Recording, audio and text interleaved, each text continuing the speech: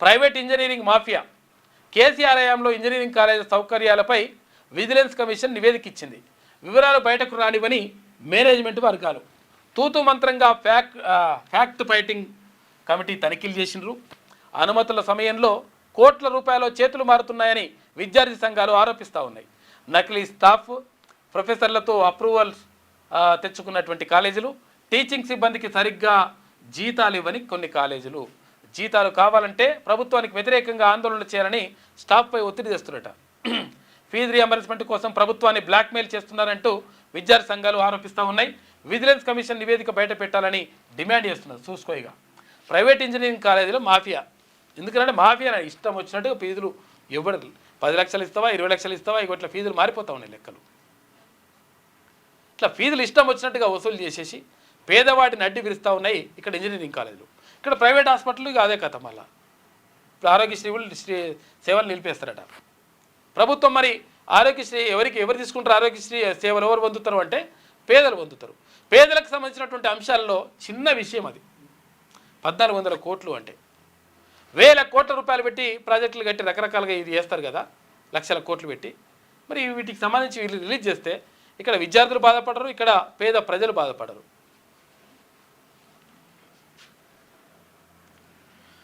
Telangana private engineering కాలేజీలలో అవకతవకలకు హద్దే లేదు.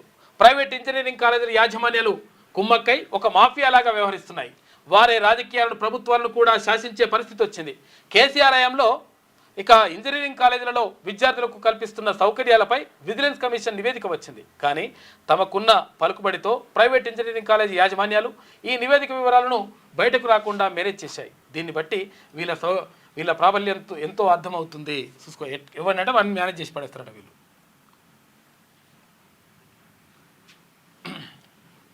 తెలంగాణ రాష్ట్రంలో ప్రైవేట్ ఇంజనీరింగ్, ఫార్మసీ కాలేజీల యాజమాన్యాలు నిన్నటి నుంచి బంద్కు పిలుపునిచ్చాయి. అయితే తెలంగాణ ప్రభుత్వం ఫీజు రియంబర్స్మెంట్ గడువు చెల్లించలేదని వారు ఈ నిర్ణయం తీసుకున్నట్టు తెలుస్తోంది. ఈ నేపథ్యంలో ముఖ్యమంత్రి రేవంత్ రెడ్డి కీలక సమావేశం ఏర్పాటు చేశారు. ఈ సమావేశానికి డిప్యూటీ సీఎం బట్టి విక్రమార్క, మంత్రి దుద్దిల శ్రీధర్బాబుతో పాటు ఇతర ఉన్నతాధికారులు హాజరయ్యారు. ఇదిలా ఉండగా ఆదివారం కాలేజీల ఫెడరేషన్ ప్రతినిధులతో మంత్రులు శ్రీధర్బాబు, బట్టి విక్రమార్క చర్చలు జరిపారు. చర్చల వివరాలను వారు సీఎం దృష్టికి తీసుకెళ్లారు. ప్రైవేట్ యాజమాన్యాలు చేస్తున్న డిమాండ్ల గురించి కూడా మంత్రులు సీఎంకి వివరించారు. ప్రైవేట్ ఇంజనీరింగ్, ఫార్మసీ యాజమాన్యాలు తమకు 8,000 కోట్ల రూపాయల బకాయిలు ప్రభుత్వం చెల్లించాలని తెలిపారు. తక్షణమే బకాయిలను విడుదల చేయాలని వారు ప్రభుత్వాన్ని డిమాండ్ చేశారు. ఇప్పటికే ఉన్నత విద్యామండలి చైర్మన్ను కలిసి మెమోరాండం సైతం అందజేయాలని తెలిపారు. అయితే కానీ తెలంగాణ ప్రభుత్వం స్పందించకపోవడంతో ఉన్నత విద్యా సంస్థల సమాఖ్య కాలేజీలు బంద్ చేయాలని నిర్ణయించారన్నారు.